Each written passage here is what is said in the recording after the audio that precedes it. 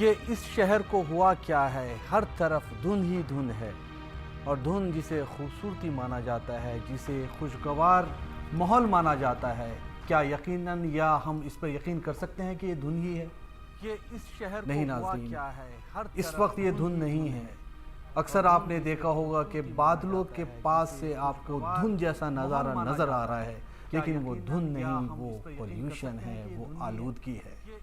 आदाब नाजरीन, मैं हूं फरहान नजम। डी उर्दू की बेहद खास पेशकश हेलो डॉक्टर में आपका तहे दिल से इस्तकबाल। ये प्रोग्राम ऐसा है जिसमें हम आपके जो सेहत से जुड़े मसाइल हैं उस पर बात करते हैं, आपकी ज़िंदगी पर बात करते हैं, आपकी सेहत पर बात करते हैं और आपको हमेशा सेहतमंद रखते हुए खुश रहने की बात करते हैं। ये प्रोग्राम ऐसा है तो क्यों ना आज हम उस पर बात करें जो इस वक्त सबसे बड़ा मसला बना हुआ है, पूरे मुल्क में ही है, लेकिन अगर इस शहर दिल्ली की बात करें तो चारों तरफ पोल्यूशन, आलूदगी नजर आ रही है। क्या होता है पोल्यूशन? तो ये क्यों इतना बढ़ता जा रहा है? क्या सिर्फ वो चीजें जो अनइंटेंशनली हो रही हैं वही जिम्मेदार हैं इसके लिए, या कुछ हम भी जिम्मेदार हैं इसके लिए? तो आज के इस खास मौजू पर हम बात करेंगे पोल्यूशन पर। मेरी आपसे ये गुजारिश है कि आप इस चीज को बहुत गौर से देखिए, समझिए और ये जानने की कोशिश कीजिए। हमारे एक्सपर्ट भी बैठे हैं यहाँ पर, वो भी आपको बहुत सारी चीजें बताएंगे, आपके इल्म में पूरी तरह इजाफा करने की कोशिश करेंगे। लेकिन आप भी इसको पूरा देखिए प्रोग्राम को, और आपको ये भी अंदाजा होगा कि पोल्यूशन क्या है और इसकी क्या क्या वजूहात हैं। क्योंकि एक पोल्यूशन ऐसा होता है जो कूड़ा जलाने पर होता है, एक पोल्यूशन ऐसा होता है जो गाड़ियों के धुएं से होता है, या एक पोल्यूशन ऐसा होता है कहीं स्मोकिंग ज्यादा हो रही है, कहीं धुआं निकल रहा है या फैक्ट्री से धुआं निकल रहा है, वो इस आलूदगी को बढ़ावा दे रहे हैं। लेकिन कहीं ना कहीं आज हम उस पर भी बात करेंगे जिसके लिए हम खुद भी जिम्मेदार हैं। और एक बहुत ही खास बात और जो मैं बताना चाहूंगा कि हम समझते हैं कि घर से बाहर निकलने पर ही पोल्यूशन, आलूदगी जो है वो हमें घेरती है, हमको मुतासिर करती है। लेकिन एक फिक्र की बात यह भी है कि क्या घर का जो हमारा घर में हमारे जो माहौल है वो जो आलूदा है या हम महफूज है आलूदगी से, ये भी समझना बेहद जरूरी है। और कौन से ऐसे इक़दामात हैं जो हम अपने घर पर कर सकते हैं या अपने बाहर जाते हुए भी कर सकते हैं जिससे हमारी सेहत सही रहे और ये जो पोल्यूशन है, ये आलूदगी है, हमको मुतासिर ना करे। एक चीज और मैं कहना चाहूंगा, हमेशा ये हेलो डॉक्टर के प्रोग्राम में आपको बताया जाता है कि जो टोल फ्री नंबर इस वक्त फ्लैश हो रहा है, इस पर आप डायरेक्ट फोन कर सकते हैं और जो माहिरीन इस स्टूडियो में बैठे हैं, बहुत ही खास माहिरीन है, वो आपको एक एक बात के बारे में बारीकी से बताएंगे। इस पर फोन कीजिए और उनसे डायरेक्ट बात कीजिए। तो फिलहाल जो हमारे प्रोग्राम की शुरुआत होगी ये इस रिपोर्ट से होगी जो हमेशा की तरह होती है, इसे मुलाजा फरमाइए। बहुत ही खास माहिरीन है, वो आपको एक एक बात के बारे में बारीकी से बताएंगे। इस पर फोन कीजिए और उनसे डायरेक्ट बात कीजिए। आलूदगी आज दुनिया का सबसे बड़ा खामोश खतरा बन चुकी है। हमारी रोजमर्रा जिंदगी में बढ़ती हुई आबादी, ट्रैफिक का दबाव, फैक्ट्रियों का धुआं, प्लास्टिक का बेहद इस्तेमाल, कूड़े करकट की गलत तलफी और जंगलात की तेजी से कटाई, ये सब आलूदगी में इजाफा कर रहे हैं। शहरों की बेहंगम तामीरात और गाड़ियों की बढ़ती तादाद ने फजा को इस हद तक आलूदा कर दिया है कि साफ हवा अब एक नेमत महसूस होती है। इस आलूदगी का पहला और गहरा असर हमारी सेहत पर पड़ता है। फजा में मौजूद जहरीले ज़रात दमा, खांसी, एलर्जी और सांस की तकालीफ को बढ़ाते हैं। दिल और फेफड़ों की बीमारियां भी इन्हीं आलूदा अनासिर से जुड़ी होती हैं। पानी की आलूदगी हैजा, टाइफाइड, पेट के इन्फेक्शन और जल्दी अमराज का सबब बनती है, जबकि शोर की आलूदगी जहनी दबाव, चिड़चिड़ापन और नींद की खराबी को जन्म देती है।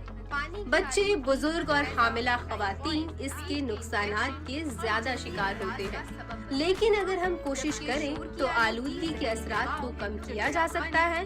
घर से निकलते वक्त मास्क का इस्तेमाल, पब्लिक ट्रांसपोर्ट का इंतखाब, गाड़ी शेयर करना, घरों में पौधे लगाना, प्लास्टिक का इस्तेमाल कम करना और कूड़ा सही जगह फेंकना, ये सब छोटे मगर मौसर कदम है।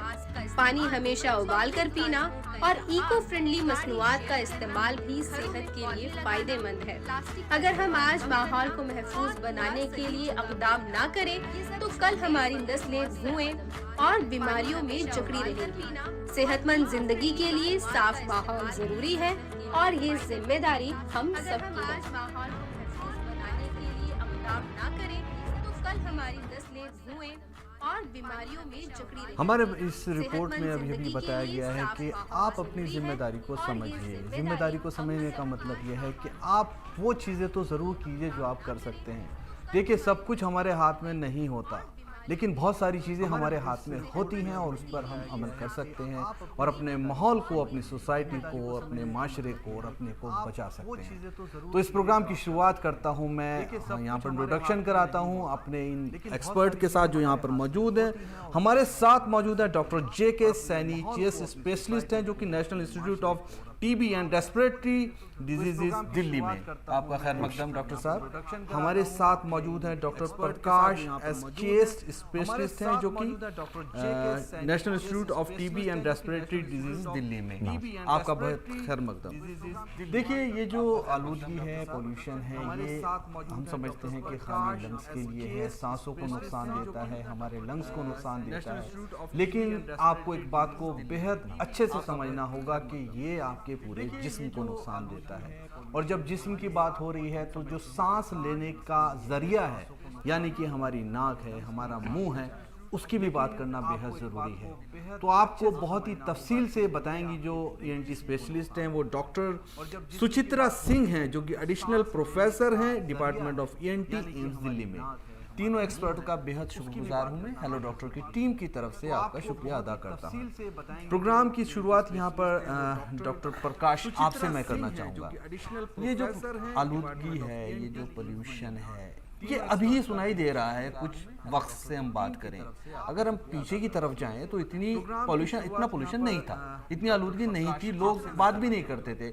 आज मास्क की बात हो रही है, अपने को सेफ रखने की बात हो रही है और बार बार पोल्यूशन की बात हो रही है। तो ये क्या वजह है डॉक्टर साहब, और पोल्यूशन क्या है? ठीक है, नहीं, ये पहली बात तो मैं ये बताना चाहूँगा सर आपको कि ऐसा नहीं है कि ये प्रदूषण अभी आया है या आलूदगी अभी आया है।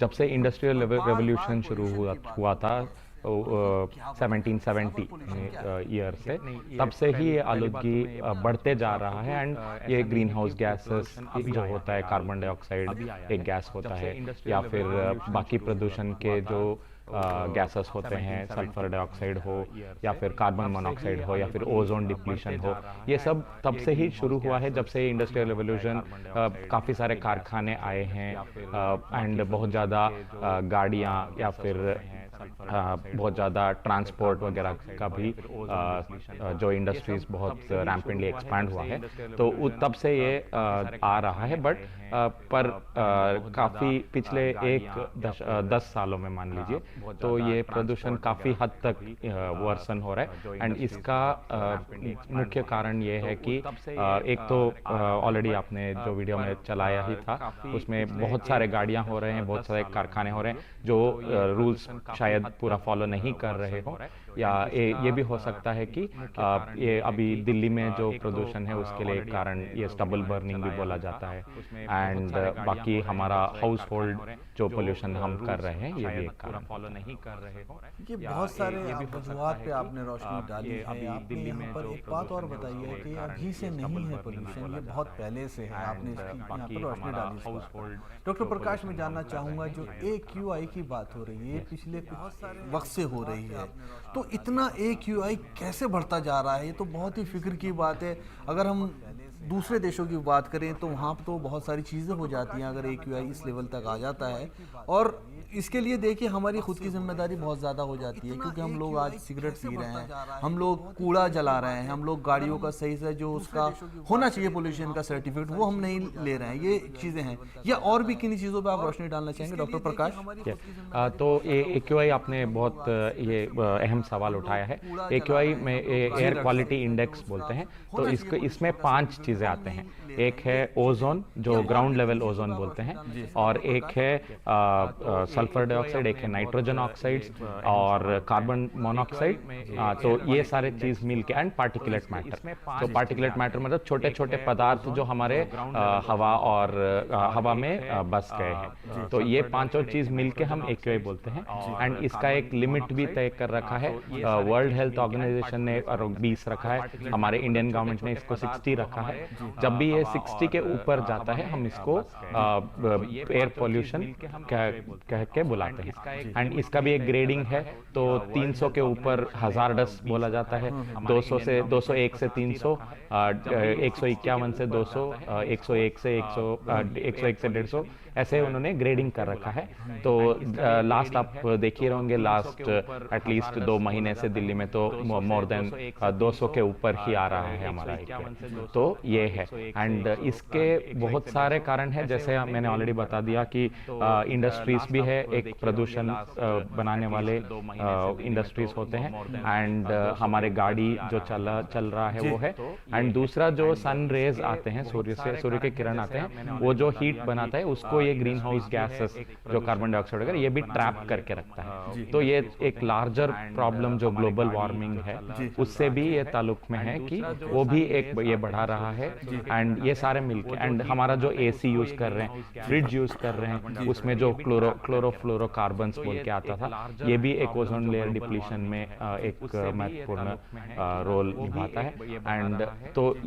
एंड अभी तो खैर हमने AC और फ्रिज ये सब में CFC हटा के दूसरा प्रोडक्ट लाया है, बट वो भी एक हद तक ओजोन पे असर दबाव डाल रहा है। ओके, इस पर आपसे बात जारी रहेगी। मैं डॉक्टर सैनी की तरफ आता हूँ। डॉक्टर सैनी, आपसे मैं जानना चाहता हूँ, AQI की बात कर रहे हैं डॉक्टर साहब, बहुत सारी चीज़ें क्लियर किए हैं यहाँ पर, किस तरह से AQI बढ़ रहा है, बढ़ता जा रहा है। लेकिन इसमें एक चीज़ मैं सवाल यहाँ पर आपसे करना चाहूँगा कि इसमें एक आम आदमी किस तरह से उसका रोल इसमें बहुत ज़्यादा है, जो AQI बढ़ रहा है, और अगर ये कम होता है तो भी वो रोल कैसे अदा कर सकता है, किस तरह से AQI? देखिए, इससे जैसे डिफरेंट AQI के जो पैरामीटर्स डॉक्टर प्रकाश ने बताए हैं, ये डिफरेंट सोर्सेज हैं इनके। जैसे पार्टिकुलेट मैटर जो रोड साइड डस्ट है, इसके अलावा जो व्हीकुलर पॉल्यूशन या इंडस्ट्रियल पॉल्यूशन में जो कंबशन होता है फॉसिल फ्यूल से, उससे भी पार्टिकुलेट मैटर जनरेट होता है। इसके अलावा कुछ गैसेस जैसे sulphur dioxide usually fossil fuels के बर्निंग से होती है,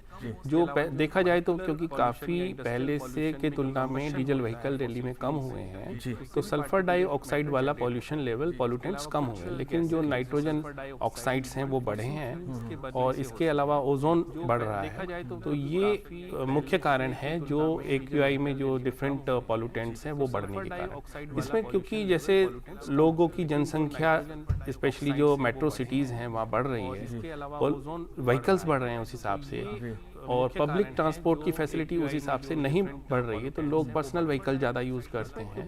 तो ये सब रिस्पॉन्सिबल हैं कि ये जो पॉल्यूटेंट्स हैं वो ज़्यादा आते हैं, specially in metro cities. Okay, ये ज़्यादा आते हैं। एक चीज़ मैं जानना चाहूँगा यहाँ पर डॉक्टर सैनी आपसे, कि जैसे कि आमतौर पर एक सोच है, एक बात कही जाती है कि जो पॉल्यूशन है ये सबसे ज़्यादा सांसों के जरिए फेफड़ों को नुकसान देता है। तो मैं जानना चाहूँगा, क्या ये फेफड़ों तक ही सीमित है इसका नुकसान, या जिस्म के जो और ऑर्गन्स हैं, ये बॉडी, पूरी बॉडी है, उस पर भी असर डालता है? देखिए, ये जितने भी ये प्रदूषक हैं, ये इनका जो बॉडी के अंदर एंट्री का रास्ता, ये हमारा रेस्पिरेटरी सिस्टम के थ्रू ही है, जो हम सांस लेते हैं उसी के साथ ये हमारे बॉडी के अंदर प्रवेश करता है। तो ये जितना इनका साइज छोटा होगा उतना ये दूर तक जाने के इनके चांस होते हैं। जैसे हम PM की बात करते हैं पार्टिकुलेट मैटर की, तो ये 2 साइजेस होते हैं, 2.5 less than 2.5 micron and less than 10 micron. तो जो छोटा साइज वाला पार्टिकुलेट मैटर है 2.5, वो हमारे लंग्स के जो डिस्टल मोस्ट पार्ट है, जिनको एल्विलाई बोलते हैं,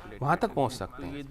जो PM10 वाले हैं वो हमारे एल्विलाई तक नहीं पहुँच पाते, लेकिन जो हमारे रेस्पिरेटरी ट्रैक्ट है, सांस की नलियाँ हैं, वहाँ तक वो चले जाते हैं। जो PM10 माइक्रोन से बड़े साइज के पार्टिकल्स हैं वो हमारे नोज में या अपर रेस्पिरेटरी ट्रैक्ट में स्टिक होकर रह जाते हैं। लेकिन कुछ अल्ट्राफाइन पार्टिकल्स भी होते हैं जो लेस देन 0.01 माइक्रोन साइज के होते हैं, और वो हमारे लंग्स के बियॉन्ड ब्लड के अंदर जाकर हमारे जो दूसरे अंग हैं, जैसे हमारा ब्रेन है, नर्वस सिस्टम है, या हमारे कार्डियोवैस्कुलर सिस्टम है, या बॉडी के दूसरे जितने भी अंग हैं, किडनी है, उन तक भी ये पहुंच जाते हैं। और न सिर्फ ये हमारे रेस्पिरेटरी सिस्टम की बीमारी, बल्कि हमारे कार्डियोवैस्कुलर सिस्टम जैसे हार्ट अटैक आना, ब्लड प्रेशर बढ़ना, जैसे जितने भी अंग हैं, अपना neurological system, central nervous system की जो बीमारियां हैं, स्ट्रोक, इस तरह की बीमारियों का कारण भी ये बनते जा रहे हैं। यानी कि हम समझ सकते हैं, इसे बहुत ही आसानी के साथ समझने वाली बात है, ये इसमें कुछ भी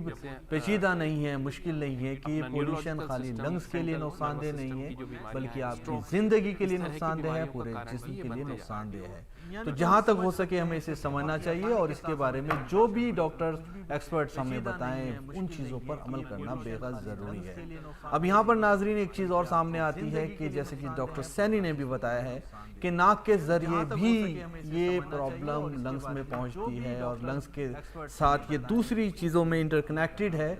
तो यहाँ पर जिक्र करना ज़रूरी है, बल्कि आपको थोड़ी सी जानकारी देना ज़रूरी है कि नाक के ज़रिए पोल्यूशन कैसे जिस्म में जाता है और किस तरह से नुकसान पैदा करता है। डॉक्टर सुचित्रा, आपसे गुजारिश रहेगी यहाँ पर मेरी, आप बताइए कि नाक के ज़रिए किस तरह से पोल्यूशन जिस्म पर असर डालता है और साइनस जिन लोगों को रहता है, साइनस को किस तरह से बढ़ा देता है या पैदा कर देता है, और साइनस है भी क्या, ये भी थोड़ा सा क्लियर कीजिएगा। एक्चुअली हमारे जिस्म में चेहरे पर साइनसेस होते हैं जो कि हमारा चेहरे के वेट को कम करते हैं, वजन को कम करते हैं। दे आर एक तरीके से एयर कंडीशनिंग का काम करते हैं। तो जब हम लोग सांस लेते हैं तो जो हवा हम नाक के द्वारा अंदर लेते हैं उसका तापमान हमारे शारीरिक तापमान से अलग होता है। तो ताकि वो हमारे शरीर को नुकसान ना दे, उस चीज का एयर कंडीशनिंग करके उस सांस को वो हम अंदर लेते हैं। तो ये एयर कंडीशनिंग साइनसेस हमारे लिए करते हैं। उसका तापमान तो बहुत सारी चीजें हैं जो साइनस करता है। वो तापमान को हमारे शरीर के हिसाब से संतुलित करता है। जैसे कि डॉक्टर सैनी, डॉक्टर प्रकाश ने बताया कि यहाँ पे जो पार्टिकुलेट मैटर है, तो जो बड़े पार्टिकुलेट मैटर हैं वो नाक के अंदर जो छोटे छोटे हमारे सीलिया हैं, जो हेयर हैं, वो उनको वहीं पे रोक लेते हैं ताकि वो पीएम वो। आदाब नाजरीन, इस बार वक्फे के बाद फिर से आपका यहाँ खैर मकदम है हमारे प्रोग्राम हेलो डॉक्टर में। अभी हम बात कर रहे थे पोल्यूशन को लेकर, आलूदगी को लेकर और आपकी सेहत को लेकर, और इसी सिमत में हमारी बात जो है काफ़ी हद तक पहुंच चुकी थी। तो दोबारा से अपनी बात मैं शुरू करता हूं ब्रेक के बाद। यहाँ पर एक सवाल बहुत ही अहम बन जाता है यहाँ पर डॉक्टर प्रकाश, यहाँ पर पोल्यूशन की बात होती है तो गाड़ियों से धुएं निकलने की बात होती है, यहाँ फैक्ट्रीज की बात होती है, कंस्ट्रक्शन की बात होती है, और कूड़ा भी कहीं इकट्ठा हो जाता है तो उसको लोग डिस्ट्रॉय करते हैं, उसे जलाते हैं। ये सभी जो है जिंदगी का हिस्सा है। तो देखा जाए तो इसके बिना जिंदगी गुजारी भी नहीं जा सकती है। हमें ये चीजें भी देखनी है, क्या हम इनको बिल्कुल खत्म कर दें या फिर इनके साथ रहें, और रहें तो कैसे रहें कि ये काम भी सब चलते रहे और हमारी सेहत भी ठीक रहे और पोल्यूशन के जो असरात हैं वो हमारे जिस्म पर ज्यादा ना मुरतब हों, मतलब अफेक्ट ना करे बॉडी को। तो बिल्कुल सही बोला आपने। तो जैसे ये पोल्यूशन बनाने वाले चीज़ें हैं जो हमारा फैक्ट्रीज है या फिर हमारे गाड़ियां हैं या फिर हम जो कूड़े जलाते हैं, ये सब है। तो इसके बिना तो अभी मेट्रो सिटी वगैरह में तो काम चलाना बड़ा मुश्किल हो जाएगा। तो ये तो हमारे एक ज़िंदगी के अभी हिस्से बन चुके हैं। तो हम इसको बिना किए तो नहीं रह सकते, पर हम इसमें कुछ स्टेप्स लागू कर सकते हैं, कुछ चीजें करके ये प्रदूषण ताकि हमारे शरीर पे असर ना करे, ये चीज हम एक तो लागू कर सकते हैं। और दूसरा, सभी मिलके सरकार के साथ भी और हम लोगों के तौर से भी कुछ स्टेप्स ले सकते हैं जिससे प्रदूषण एक हद तक लिमिट में रहे। तो अभी मैं पहला चीज तो पॉलिसी रिफॉर्म से होगा, तो उस पर तो हम चर्चा करके फायदा नहीं होगा।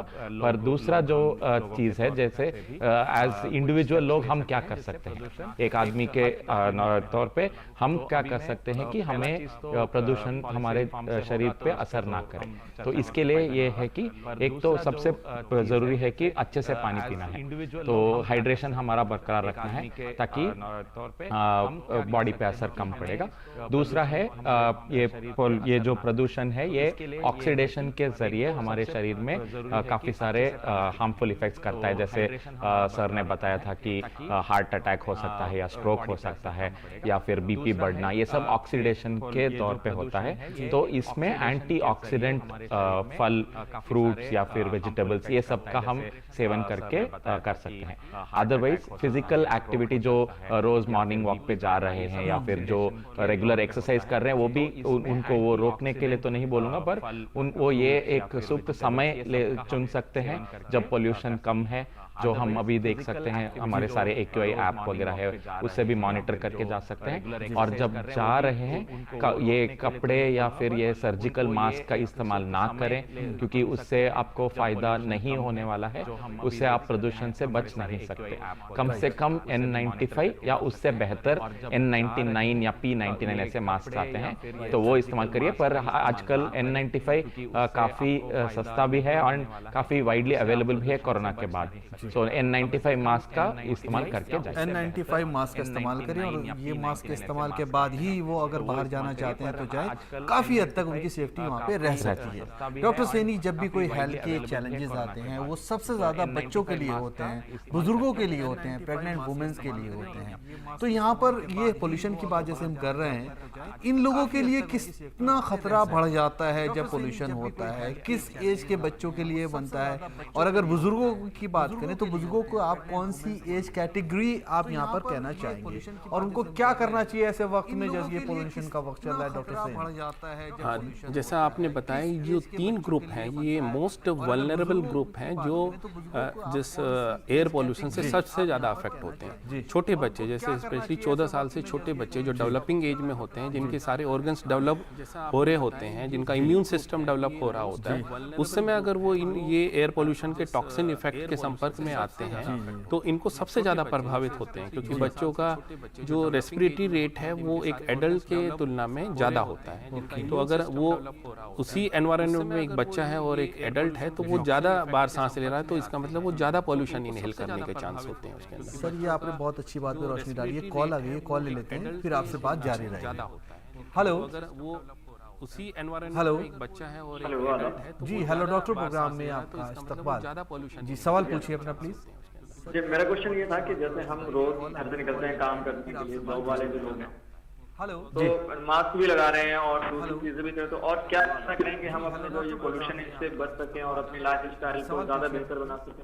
राइट, डॉक्टर सैनी, आपसे ही मैं यहाँ पर हाँ, देखिए, आपने बहुत अच्छा सवाल पूछा कि क्योंकि घर से तो आपको बाहर निकलना ही है अपना जो रोज़मर्रा का काम करने के लिए या अपने स्कूल जाने के लिए निकलना ही है, तो उसमें हम जो सावधानी रख सकते हैं, जैसे आपने बताया, तो मास्क लगा सकते हैं। लेकिन मास्क इसमें डॉक्टर प्रकाश ने अभी जैसे बोला था कि कुछ स्पेशल टाइप के मास्क ही हमें इस तरह के छोटे कणों से सुरक्षा दे सकते हैं, जिनको N95 मास्क बोलते हैं। लेकिन कुछ लोगों को ये मास्क पहनने के अंदर सफोकेशन फील होता है, तो कुछ वेंटेड 1 वे वाल्व वाले मास्क भी अवेलेबल हैं, जिसमें हवा सिर्फ बाहर आ सकती है एक्सहेलेशन के टाइम में, जब हम सांस बाहर छोड़ते हैं। जब हम सांस अंदर लेते हैं तो वो वाल्व काम नहीं करता है, तो उसमें सफोकेशन नहीं फील होता है। दूसरा, हमें अपने को बॉडी को अच्छे से पानी पी के हाइड्रेटेड रखना है। अच्छे फल, जो मौसम के जो ताजे फल हैं या ताजी सब्जियां हैं, वो रेगुलर नियमित रूप से उनका सेवन करते रहें, और कोशिश जितना हो सके कि अगर बहुत जरूरी नहीं है तो घर से बाहर ना निकलें। और आजकल कुछ जो मौसम के जो ताजे जो एयर प्योरीफायर भी आ गए हैं, अगर आपके घर के अंदर कुछ जो वल्नरेबल लोग हैं, स्पेशली जो आपके घर के अंदर बुजुर्ग लोग हैं या छोटे बच्चे हैं या प्रेग्नेंट लेडीज हैं, तो उनके रूम में हम जो एयर प्योरीफायर हैं उनका यूज कर सकते हैं कुछ। लेकिन उसमें एयर प्योरीफायर को चुनने के लिए बहुत हमें ध्यान से उसको चुनना होता है जो इफेक्टिव हो, इस तरह के एयर प्योरीफायर चुनिए। राइट, उम्मीद है जो बातें डॉक्टर साहब ने बताई आप इन्हें समझी होंगी और आप इन पर अमल करेंगे। फोन करने के लिए आपका बेहद शुक्रिया। लेकिन उसमें एयर जी डॉक्टर साहब, आप बता रहे थे बुजुर्गों के बारे में, हाँ, क्योंकि बच्चों का जो रेस्पिरेटरी रेट है वो एडल्ट की तुलना में ज़्यादा होता है, तो उनका जो जब वो इनहेल करेंगे तो वो ज़्यादा पोल्यूशन इनहेल करेंगे उसी एनवायरनमेंट में अगर एक एडल्ट के तुलना के अंदर। दूसरा, उनका जो लंग्स को प्रोटेक्टिव मैकेनिज्म है अभी डेवलपिंग फेज में है, तो जो उन्होंने इनहेल किया टॉक्सिन्स, उसको क्लियर करने के लिए उनकी इम्यूनिटी अभी इतनी स्ट्रांग नहीं है कि वो उसके अगेंस्ट पे उन पोल्यूटेंट पॉल्यूटेंट्स के अगेंस्ट पे उनकी इम्यूनिटी लड़ सके। दूसरा, इसी तरह जो हमारे एल्डरली हैं, एज के साथ साथ हमारा इम्यून सिस्टम, हमारे ऑर्गन्स का जो फंक्शन है वो डिक्लाइन होने लगता है। तो ये जो पॉल्यूटेंट्स के टॉक्सिक इफेक्ट हैं हमारे एल्डरली लोगों, स्पेशली जो 60 ईयर्स से ज़्यादा के लोग हैं, उनको ज़्यादा अफेक्ट करते हैं। तो इन लोगों को हमें स्पेशल रूप से बहुत सावधानी के साथ इन लोगों को हमें इस वायु प्रदूषण थोड़ा से सा बचाना शॉर्ट में बताइएगा कि बच्चे जब स्कूल जाते हैं, उन्हें स्कूल जाने से तो हम नहीं रोक सकते हैं, पोल्यूशन होता है भी है, कभी स्कूल खुल भी जाते हैं और बंद भी हो जाते हैं, लेकिन जब खुलते हैं स्कूल तो वहाँ पर कौन से ऐसे प्रिकॉशनरी स्टेप्स हैं जिनको हम अमल में ला सकते हैं जिससे बच्चे काफ़ी हद तक सेफ रहें? स्कूल तो उन्हें जाना ही है, लेकिन कुछ चीज़ें ऐसी जो उनकी सेफ्टी की वजह बन जाए, बंद भी हो जाए। देखिए, एक तो अगर बाहर जाना है तो मास्क अगर यूज़ कर सकते हैं, लेकिन बच्चों को मास्क यूज़ कराना भी थोड़ा सा डिफिकल्ट होता है, बहुत बड़ा चैलेंज है वो। हाँ, लेकिन कोशिश करें कि पेरेंट्स जब तक उनको स्कूल तक छोड़ दें और स्कूल के अंदर जो टीचर्स हैं या उनके जो भी टेकिंग केयर जो भी स्टाफ है वो उनका देखते रहें कि बच्चे ने मास्क लगाया हुआ है। क्योंकि बाहर के एनवायरनमेंट में जो आजकल जो पोल्यूशन हम बात कर रहे हैं, ये एम्बिएंट एयर पोल्यूशन या आउटडोर एयर पोल्यूशन की बात कर रहे हैं। तो इंडोर एयर पोल्यूशन अगर हमने प्रॉपर्ली दरवाजे बंद हैं या खिड़कियां बंद हैं तो ऐसे समय में उसमें अंदर इंडोर पोल्यूशन उतना ज़्यादा नहीं अफेक्टेड होता है। लेकिन जब बच्चा ट्रेवल कर रहा है, बस के अंदर कर रहा है, ट्रैफिक लाइट्स के ऊपर बस रुका हुआ है, तो उस समय कोशिश करें कि बच्चा मास्क लगा के रखे। उसी तरह से एल्डरली और प्रेग्नेंट लेडीज के लिए। वो बच्चा जब स्कूल से क्या कुछ तब भी कुछ कर सकते हैं? लेकिन जब बच्चा ट्रेवल कर रहा है, बात लेना जरूरी है कुछ ट्रैफिक लाइट्स। हाँ, देखिए सभी के लिए वही है कि वो एक बार आने के बाद अगर वो अपना डाइट, न्यूट्रिशन वो सब ठीक से रखें तो ये जो इनके जो टॉक्सिक जो केमिकल्स हैं पॉल्यूशन के अंदर, उनका जो इफेक्ट है इन्फ्लामेशन या ऑक्सीडेटिव स्ट्रेस, वो कम से कम होगा अगर हम अपने फ्रूट्स को बच्चों के अंदर जो डाइट है उनकी न्यूट्रिशियस डाइट रखें, हेल्दी जो ग्रीन लीफी वेजिटेबल्स के बारे में रोशनी डालना चाहिए। हाँ, जो सीजनल जितने भी फ्रूट्स हैं, स्पेशली सभी फ्रूट्स हैं वो इस्तेमाल करें तो आपकी सेहत बेहतर रहेगी। और यही नहीं कि पोल्यूशन की बात करें, हम हर तरह से आपकी सेहत जो एक मजबूरी सेहत जो होती है वो आपकी बहुत अच्छी रहेगी। तो जो भी डाइट डॉक्टर आपको बताते हैं, एक्सपर्ट्स बताते हैं, वो अपनी डाइट में शामिल कीजिए, खास तौर से वेजिटेबल्स और फ्रूट्स का ज़्यादा से ज़्यादा इस्तेमाल कीजिए। डॉक्टर सुचित्रा, आपकी तरफ यहाँ पर आना चाहूँगा मैं। यहाँ गुजारिश है मेरी, आप थोड़ा सा बताइए कि जिस पोल्यूशन के दौर में अक्सर लोग थ्रोट की प्रॉब्लम बताते हैं, गले में खराश बताते हैं, बहुत से लोगों की आवाज़ बैठ जाती है, तो किस तरह से क्या रिलेशन है इसका और किस तरह से इफेक्ट डालता है थोड़ा, और इसका क्या इलाज हो सकता है? डॉक्टर सुचित्रा। जैसे कि आपको ये चीज़ डॉक्टर सैनी, डॉक्टर प्रकाश दोनों ने बताया कि ये जो पार्टिकुलेट मैटर है, ये हम जब इनहेल करते हैं तो ये सिर्फ नाक में ही नहीं, ये हमारे थ्रोट में भी जाके डिपॉजिट हो जाता है। तो जो अंदर की हमारी त्वचा है जिसको हम लोग म्यूकोजा बोलते हैं, वो बहुत मुलायम होती है। तो वो सिर्फ पार्टिकुलेट मैटर उसमें जब जाके अटक जाता है या उस पे जाके बैठ जाता है तो वो इरिटेशन भी कर सकता है। और इरिटेशन के अलावा जैसे जो टॉक्सिन्स हैं, जो बहुत छोटा पार्टिकुलेट मैटर है, वो तो उस म्यूकोजा के थ्रू एब्जॉर्ब भी हो सकता है और वो वहाँ पे इरिटेशन कर सकता है, इन्फ्लेमेशन कर सकता है, यानी कि वहाँ पे एक तरीके का सूजन पैदा कर सकता है, जिसमें कि अक्सर आपने देखा होगा कि मरीज इस चीज़ के लिए कंप्लेन करते हैं, जैसे गले में कोई चीज़ फंसी हुई है और वो उसको बार बार खांसी करके खराशने की कोशिश करते हैं पर कुछ निकलता नहीं है और बार बार खांसी या खराशने से वो चीज और बढ़ जाती है, फ्लेम बनता है ज्यादा। ये चीज एलर्जी में भी होती है, ये चीज इन्फ्लेमेशन या इन्फेक्शन में भी होती है, पर इसमें काफी ज्यादा बढ़ोतरी आजकल इस प्रदूषण के कारण हो गई है, क्योंकि ये जो पार्टिकुलेट मैटर है ये इन्फ्लेमेशन भी बना देता है और ये अंदर जाके उसी म्यूकोजा को खराब भी कर देता है। फिर इसी चीज में जैसे अगर आप पोल्यूशन में ही वो करते हैं तो जो गैस्ट्रिक रिफ्लक्स है उसकी वजह से भी गले में सूजन आती है और वो काफी ज्यादा बढ़ जाता है इसी पोल्यूटेंट्स, पार्टिकुलेट मैटर की वजह से। और ये चेंज ऑफ वॉइस है, ये क्या ये भी पोल्यूशन की वजह है? क्या कहना चाहिए? अक्सर होता है कि जो हमारे बोलने के तार हैं जिनको हम लोग वोकल कॉर्ड बोलते हैं, वो एक मांसपेशी है जो कि हिलती है और उसके ऊपर एक बहुत नरम सी झिल्ली होती है, वो बहुत ही मुलायम होती है और किसी भी छोटी सी चोट से भी उस पे असर हो सकता है और वो खराब हो सकती है। जिसमें जैसे अभी आपको मैंने बताया कि अगर वो पार्टिकुलेट मैटर हमारे गले की त्वचा में फंस जाता है या चिपक जाता है, जिसकी वजह से हम खांसी कर रहे हैं, तो लगातार खांसी करने से, बहुत जोर से खांसी करने से हमारे वोकल कॉर्ड्स या बोलने के तार पे भी असर हो सकता है, जिसकी वजह से उसमें सूजन आ सकती है, उसमें बहुत महीन ब्लड वेसल्स, कोशिकाएं होती हैं जो फट सकती हैं, जिसकी वजह से थोड़ा बहुत नोड्यूल या पॉलिप बन सकता है, जिसमें हम छोटा छोटा मांस बोलते हैं। ये सारे कारण हो सकते हैं। आपकी आवाज खराब होने के लिए, आवाज बैठने के कारण हो सकता है, या ये भी कि आपको बहुत ज्यादा जोर लगा के बात करनी पड़ती है और बहुत लंबा बोलने के टाइम पे ये भी लग सकता है जैसे आवाज बीच में गायब हो गई है। सबसे मोस्ट कॉमन इसका फिर इलाज यही चीज, जैसे डॉक्टर प्रकाश ने भी बताया कि पानी पीते रहें, हाइड्रेशन। सबको ये चीज जानना बहुत जरूरी है कि पानी आपके लिए सबसे सेहतमंद चीज है। तो बॉडी में अगर आपका हाइड्रेशन मेंटेन रहेगा तो बाकी सारी चीजों से आप लड़ सकते हैं। आपने हाइड्रेशन की बात की, पानी की बात की। यहाँ पर अक्सर देखा गया है, लोग कहते हैं कि अगर आपकी आवाज़ बैठ रही है तो आप गर्म पानी का इस्तेमाल कीजिए, उसे बार बार पीजिए, थोड़ा सा उस पर रोशनी डालिए।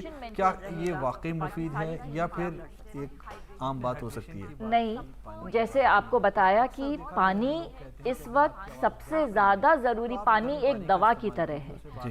तो जिस तरीके से आपका अगर तबीयत आपकी नाखुश है, आप ठीक नहीं है तो आप दवा लेते हैं, उसी तरीके से आप ये समझिए कि पानी और फ्रूट्स, वेजिटेबल्स अभी इस वक्त आपके लिए दवा का काम करेंगे। तो जो हम कहते हैं कि अगर गला खराब है तो आप गर्म या गुनगुना पानी पीजिए, वो बिल्कुल लेना चाहिए। पर एक बड़ा आम तौर पे लोगों को लगता है कि गरारा करना चाहिए, तो गरारा अक्सर नहीं करना चाहिए, क्योंकि गरारा करने से जो वो प्रक्रिया है उसमें लगातार आप वोकल कॉर्ड्स या बोलने के तारों को बहुत तीव्रता से आप उनको चला रहे हैं, जिसकी वजह से उसमें हानि भी हो सकती है। तो हम लोग एज ENT डॉक्टर्स जनरली इस चीज के लिए मना करते हैं कि आप गरारा मत करिए। अगर आपकी पहले से आवाज खराब है या आपकी आवाज निकलने में आपको थोड़ी भी कष्टता हो रही है तो गरारा नहीं करना है। पर हाँ, गर्म पानी पीना, हल्का सा गुनगुना पानी पीना, उसमें थोड़ा शहद डाल के उसमें सिप करके पीना, इससे आपको काफी हद तक आराम मिलता है, क्योंकि सूजन भी कम होती है। और अगर थोड़ा बहुत कोई पार्टिकुलेट मैटर है तो आप जब खांसी करते हैं तो वो उस पानी और उस शहद के साथ मिलके वो अंदर भी चला जाता है। अच्छा, इसके बावजूद भी अगर फायदा नहीं हो रहा है किसी पेशेंट को, उसकी आवाज बैठी हुई है, तब क्या उसे स्टेप लेने की जरूरत है? अगर आपका मतलब आपने ये सारे प्रिकॉशंस ले रखे हैं, आप गुनगुना पानी भी पी रहे हैं, आप अपना सेहत का ध्यान रख रहे हैं, पानी लगातार ले रहे हैं, अगर बहुत लंबे समय तक आपको बात करनी पड़ती है, जैसे कि डॉक्टर्स हैं, टीचर्स हैं, लॉयर्स हैं, उनको होता है कि उनका एक घंटे तक लंबा लेक्चर चल रहा है या आपको बात करनी पड़ रही है, तो हम ये जरूर उनको सलाह देते हैं कि एक तो बहुत जोर से ना बोलें, फिर बीच में थोड़ा थोड़ा गैप लेके पानी जरूर पीते रहें, क्योंकि हाइड्रेशन जरूरी है। अगर ये सब चीजें करने के बाद आपने अपना लाइफस्टाइल मॉडिफिकेशन भी कर लिया है, पर फिर भी अगर आपकी आवाज ठीक नहीं हो रही है या बद से बदतर हो रही है, तो जरूर है कि ENT स्पेशलिस्ट को जाके अपना गला दिखाएं। वो बहुत जरूरी है, क्योंकि पॉल्यूटेंट्स जो है वो सिर्फ गला खराब ना करके बाकी और भी चीजें कर सकते हैं। तो इसे समझने की जरूरत है कि अगर इस तरह के हालात पैदा हो रहे हैं, गले में परेशानी हो रही है, तो एक वक्त तक, एक लिमिटेड वक्त तक आप देखिए, सारी चीजें करके गर्म पानी पीजिए, जो चीजें कर सकते हैं घर में वो कीजिए। अगर तब भी फायदा नहीं हो रहा है तो अच्छे स्पेशलिस्ट के पास जाइए और ENT स्पेशलिस्ट के पास जाइए और अपनी पूरी इवैल्यूएशन कराइए कि किस तरह की प्रॉब्लम यहाँ पर हो रही है। एक बात बहुत ज़्यादा देखी गई है कि अक्सर लोग कहते हैं कि ये जो पोल्यूशन है, ये धूल मिट्टी ही तो है और क्या है, और ये कैसे नुकसान दे सकती है ज़्यादा। इंसान मिट्टी से बना है और मिट्टी की चीज़ें के नुकसान नहीं देती हैं। लेकिन अगर हम बात करें, ये जो WHO है उसकी रिपोर्ट की बात करें, हम हॉस्पिटल की डेटा की बात करें, तो नज़र आता है कि जो प्रॉब्लम है पोल्यूशन की, ये यकीनन एक साइलेंट किलर है। तो यहाँ पर एक सवाल पैदा होता है, और ख़ास तौर से उन लोगों के लिए होता है जो बहुत ही लाइटली लेते हैं चीज़ों को, कि अगर कुछ साइंस, कुछ सिम्टम्स, अलामात महसूस हो रहे हैं तो कैसे समझना चाहिए कि पोल्यूशन का जो असर है आपकी बॉडी पर पड़ चुका है। इसके बारे में जानने के लिए मैं चाहूँगा डॉक्टर प्रकाश के पास आऊँ और उनसे मैं गुजारिश करूँगा, आप बताएं कौन से ऐसे ऐसे सिम्टम्स हैं जो कि बताते हैं कि आपकी बॉडी पर पूरी तरह से पोल्यूशन का असर पड़ चुका है और अब आपको हॉस्पिटल जाने की ज़रूरत है? तो सबसे पहले तो मैं ये बताना चाहूँगा जो भी दर्शक हैं उनको कि पोल्यूशन आपको इमीडिएट जो सिम्टम मतलब तुरंत जो देगा, जैसे आप अभी मैं कोई एक एयर क्वालिटी इंडेक्स 400 वाला कोई शहर से आ रहा हूँ, तो ऐसा नहीं होगा कि मुझे बहुत सीरियस हालत में मैं पहुँच जाऊँगा अस्पताल, सिवाय मुझे पहले से कुछ अस्थमा या दमा या कुछ और हार्ट का प्रॉब्लम ना हो, तब तक मैं कुछ बहुत सीरियस चीज़ में आके नहीं पहुँचूंगा। तो ये जो प्रदूषण का असर है ये लंबा तौर पे चलने वाला है। तो अब अभी हम जो देख रहे हैं ये पिछले 10-15 साल के जो प्रदूषण के असर है दिल्ली वालों पे, वो उनके मरीज हमारे पास अभी आ रहे हैं लॉन्ग टर्म सिम्टम्स लेके। पर जो अभी तुरंत होता है, जैसे आज या एक हफ्ते से आपको जो प्रदूषण से प्रभावित हुए हैं उसका जो सिम्टम्स आ रहा है, इसमें जैसे ऑलरेडी मैडम ने बताया कि गला खराश हो सकता है, नज़ला हो सकता है, या फिर नाक बंद होना, या फिर बार बार खांसी आना। इसके अलावा खांसी, बलगम आना, बलगम से खून वगैरह निकलना, ये भी हो सकता है, और सांस लेने में दिक्कत है। क्या सर दर्द या ब्लड प्रेशर का कुछ बदलाव, ब्लड प्रेशर का भी इसका हिस्सा हो सकता है? इमीडिएटली तो नहीं। डायबिटीज की बात करें, जिन जो डायबिटीज के मरीज हैं उनके लिए क्या कोई बदलाव आने के चांसेस रहते हैं? नहीं सर, ऐसा ना ब्लड प्रेशर के ना डायबिटीज, ना ब्लड प्रेशर ना डायबिटीज तुरंत होगा। जैसे कल आपको प्रदूषण लगा और आज दोनों चीज नहीं बढ़ने डिस्टर्ब नहीं होने वाला। पर ये अगर आप लगातार प्रदूषित प्रदेश में रहे हैं तो जैसे ये ऑक्सीडेटिव स्ट्रेस हो रहा है, जैसे ऑलरेडी डॉक्टर सैनी सर ने भी बताया था कि एक पार्टिकुलेट मैटर में 0.1 माइक्रोन से कम वाले खून में पहुंचते हैं, और ये ऑक्सीडेटिव स्ट्रेस। मैं यहाँ पर थोड़ा सा वक्त की बहुत ज्यादा कमी है, डॉक्टर सैनी आपकी क्या राय है इस बात पर? मैं पूछना चाहता हूँ कि जो डायबिटीज के मरीज हैं, जो हाइपरटेंशन के मरीज हैं, उनके लिए क्या कुछ बदलाव होने के चांसेस रहते हैं जब इस माहौल में वो अपने को सर्वाइव कर रहे हैं? हम दिल्ली की बात करें, क्या कहना चाहिए? देखिए, शॉर्ट टर्म में इनका इफेक्ट नहीं है, लेकिन लॉन्ग टर्म में ये जितनी भी क्रॉनिक डिजीज हैं, चाहे वो हार्ट रिलेटेड क्रॉनिक डिजीज हैं, जैसे आपका हार्ट अटैक है, हाइपरटेंशन है, हाई बीपी जिसको आप, और जितनी भी सेंट्रल नर्वस सिस्टम की जो क्रॉनिक डिजीजेज हैं वो लॉन्ग टर्म इफेक्ट की वजह से होंगे। तो एक भी कोई भी व्यक्ति 8-10 साल कॉन्टिन्यूसली एक हाई लेवल ऑफ पॉल्यूशन से एक्सपोज रहता है, तो ये चांस है कि उसके अंदर एक नॉर्मल एनवायरनमेंट में रहने वाले के मुकाबले ये होने के चांस कई गुना बढ़ जाता है। एक सवाल डॉक्टर सैनी आपसे, बिल्कुल वक्त लास्ट में पहुंच चुका है प्रोग्राम का।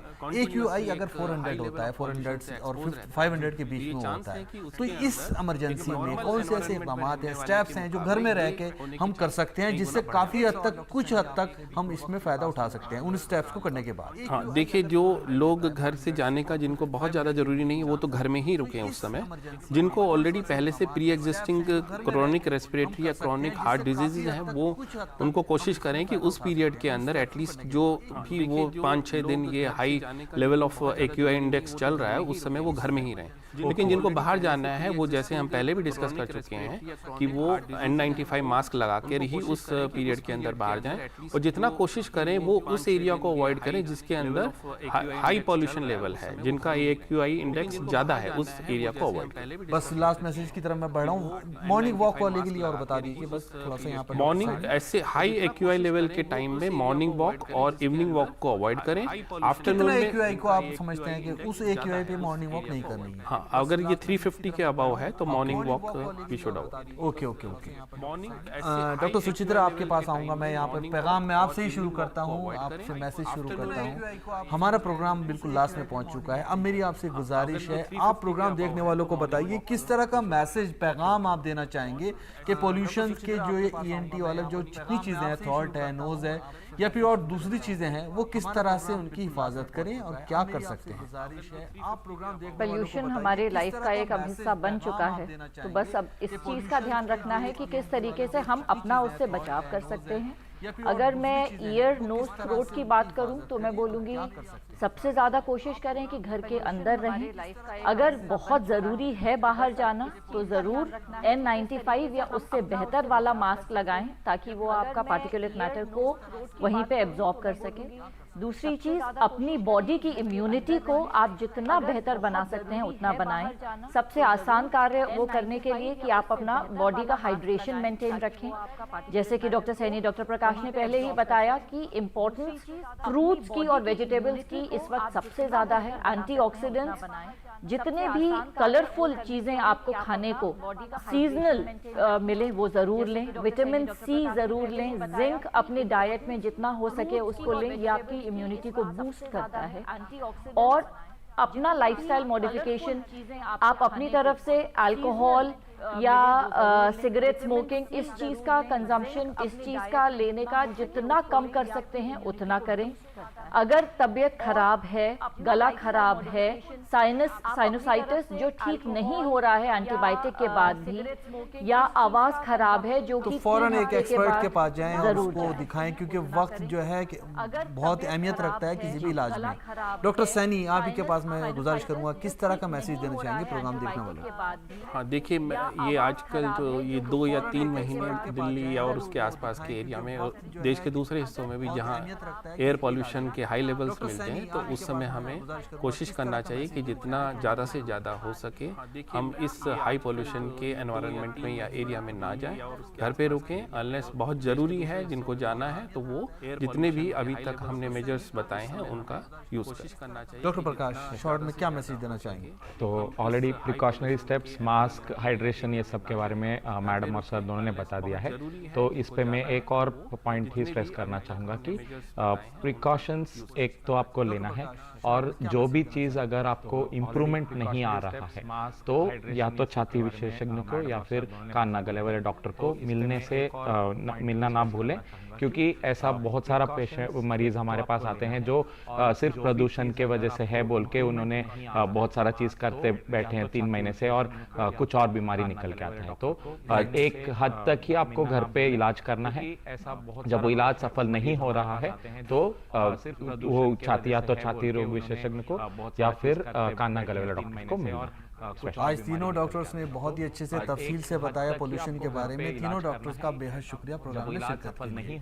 नाज़रीन, आज का ये प्रोग्राम हमारा पोल्यूशन पर था। उम्मीद है बहुत सारी चीज़ें यहाँ पर आपने समझी होंगी और आप उन पर अमल करेंगे। ये बेहद ही संजीदा चीज़ है, इस पर सोचिए और जो डॉक्टर्स बताते हैं, एक्सपर्ट बताते हैं, उस पर अमल कीजिए।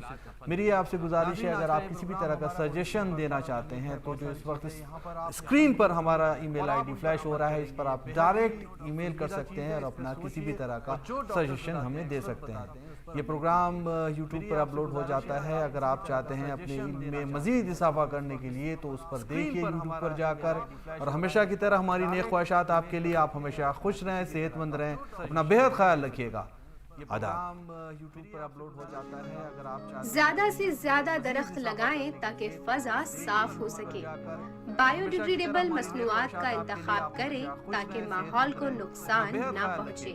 गाड़ियों की बाकायदा सर्विस करवाएं ताकि धुआं और अखराज कम हो। प्लास्टिक बैग्स के बजाय इको फ्रेंडली थैले इस्तेमाल करें। रिड्यूस, रीयूज, रिसाइकल के उसूल पर चलें ताकि कचरे में इजाफा ना हो।